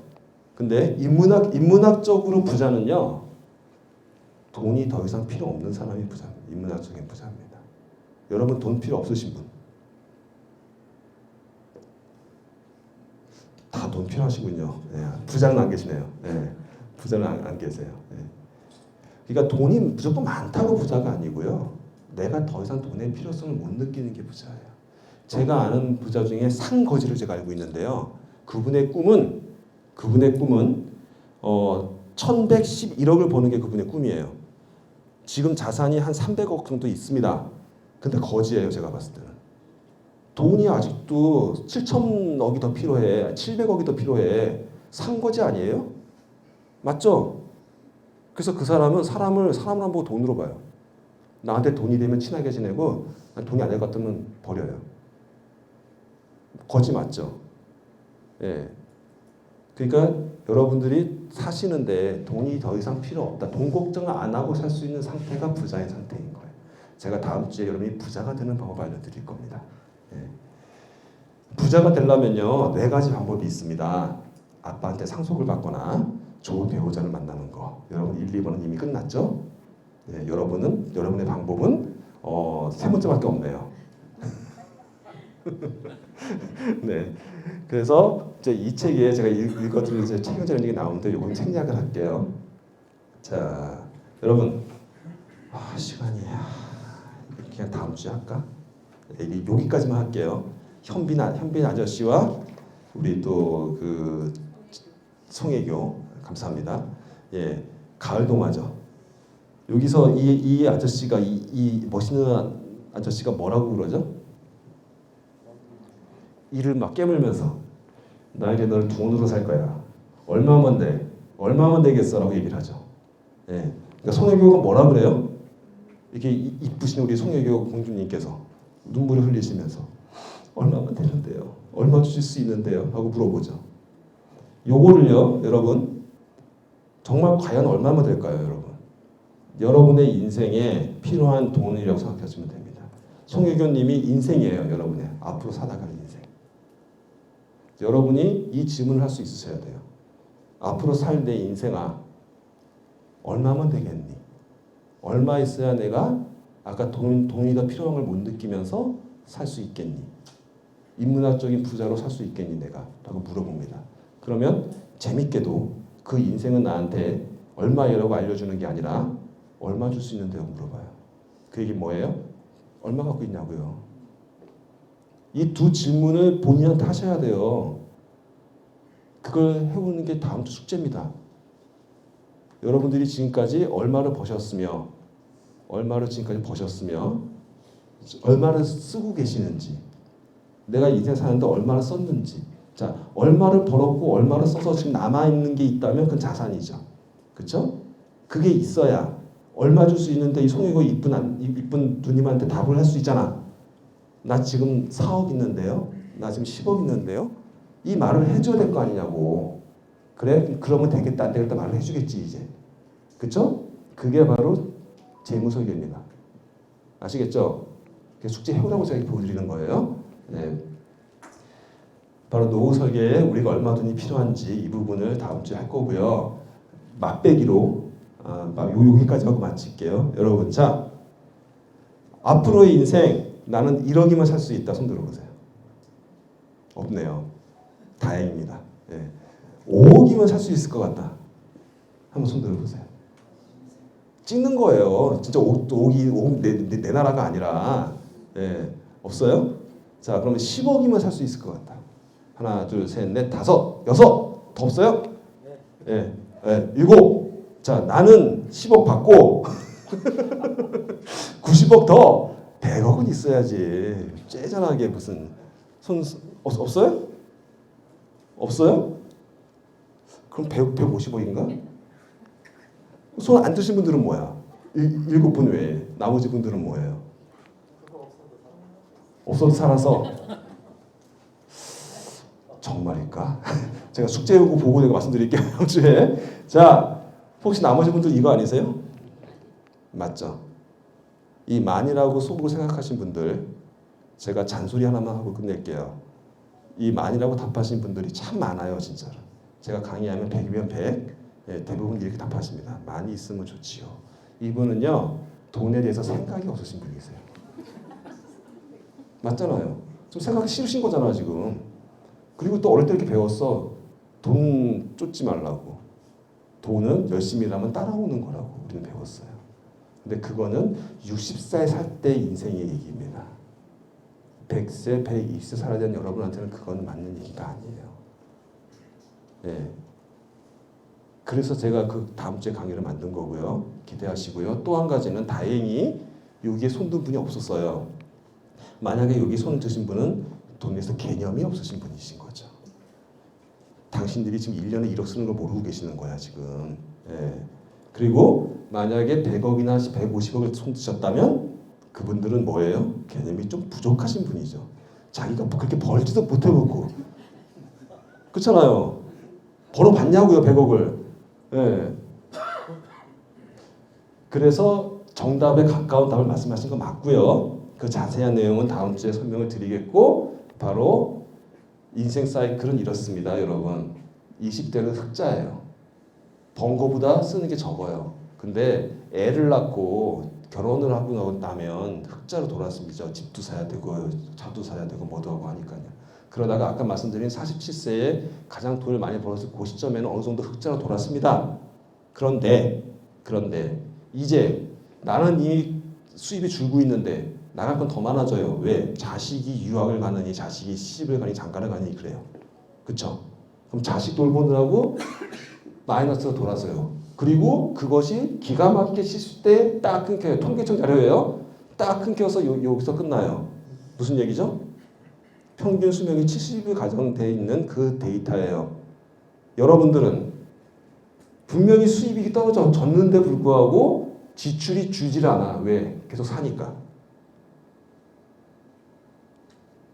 이 생각을 못하고 계시는 거예요. 그런가 보다 통계를 보고 있으면 안 돼요. 이걸 가지고 생각을 하시라고요. 그럼 나는 어떻게 되는 거니? 나는 이 그래프 맞네. 나는 수익은 분명히 줄었네 지금. 근데 지출이 지금 이렇게 떨어져요? 이건 죽어야 더 떨어지는 거예요. 맞죠? 근데 앞으로 어떻게 될 거예요? 100세, 120세 계속 지출이 갈 거잖아. 바로 인생이 지금 마이너스 인생을 살고 계신 거야. 이 나이 때 오셨으면 지금 이 근처에 계시는 거 맞죠? 예, 이 근처에 다 계시잖아 지금. 이미 여러분의 지금 숙제와 보시면 마이너스로 돌아선 상황이라고요. 지금 상황이. 근데 이대로 계속 가면 본의 아니게 내가 죽고 싶어도 안 죽여주는 이 세상에 살고 계신 거예요. 지금 이건희 회장이 이렇게 죽고 싶어도 이거 씌워서 살리잖아요. 여러분도 마찬가지입니다. 제가 아무리 치매 걸리고 뭐해도 보이건 보내서 다 살려놔요. 의술이 발달해서 그런 세상에 살고 계시는 거예요. 그러면 여러분은 반드시 아무 생각 없이 사시면 어떻게 돼요? 반드시 마이너스 인생을 살게 되고 쫑나는 날이 분명히 생긴다는 거예요. 우리 부모들처럼 남겨주고 끝나는 세상이 아니라 내가 남은 생활 살아갈 돈도 없는 세상이 되게 될 가능성이 상당히 높아져 있다는 부분을 여러분이 깨달으셔야 된다는 겁니다. 잘 사는 법의 가장 밑바탕, 가장 중요한 돈, 그분 여러분이 잘못해서가 아니라 세상이 바뀌어서 수명이 길어지는 바람에 우리가 생각을 전기줄 놓고 살면 곧 여러분은 쪽파찹니다라는 데이터가 이 데이터예요. 근데 이 그림 보고 그런 위기를 느끼지 않잖아 우리는. 제가 이 말을 하니까 이렇게 지금 느껴지는 거지. 참고로 나이가 들어서 폐지를 줍는 노인분들 가끔 보시죠. 그분들이 너무나 그 인생을 막 살아서 그렇게 됐을까요? 그분들 중에는요, 정말 돈 많이 벌어서 똥똥거리면서 사는 CEO분들이 제일 많습니다. 왜냐하면 그분들이 나 이제 다 살았다, 잘 갖고 났고 유산 다 정리해서 자식들 다 나눠줬어. 그렇기 때문에 자식들이 고맙습니다 하고 다 어디 가요? 다 외국 가서 살아. 그리고 나 몰라라 살아. 요즘 부모님 안 모시잖아요. 근데 나는 다 죽고 나서 나는 한 70에 죽을 줄 알고 있었는데 웬걸? 그 돈 다 써도 내가 안 죽네? 애들은 날 안 돌봐주네? 어쩔 수 없잖아. 먹고 살아야 되니. 그러니까 이 일을 하게 되는 상황들이 상당히 많습니다. 근데 그분들이 몇 명이 되는지 아세요? 강화도 있죠. 강화도 우리. 강화도 거기 인구보다 많습니다. 지금 현재. 그리고 급속도로 늘어나고 있어요. 왜? 아무 생각 없이 지금 그냥 고령화 시대를 맞이하고 계시니까. 죄송합니다. 마지막에 경각심을 이렇게 드려서. 자, 여기까지 할게요. 네, 시간이 많이 갔으니까 마음 정말로 10시까지 했다가는 제가 다음에 못 올 것 같아요. 이게 지금. 네, 그래서 여기까지 하고 여기 궁금증을 상당히 많이 일으켜준 상황에서 끝냈으니까 여러분 다음 추석 명절 잘 지내시고요. 추석 명절 잘 지내시고 본인이 사망하지 않는 이상에는 꼭 참석하시는 마음이 생기실 것 같아요. 네, 그래서 다음 주 추석 명절 끝난 다음 그 다음 주 또 목요일 저녁에 찾아뵙도록 하겠습니다. 여러분 수고 많으셨습니다. 감사합니다.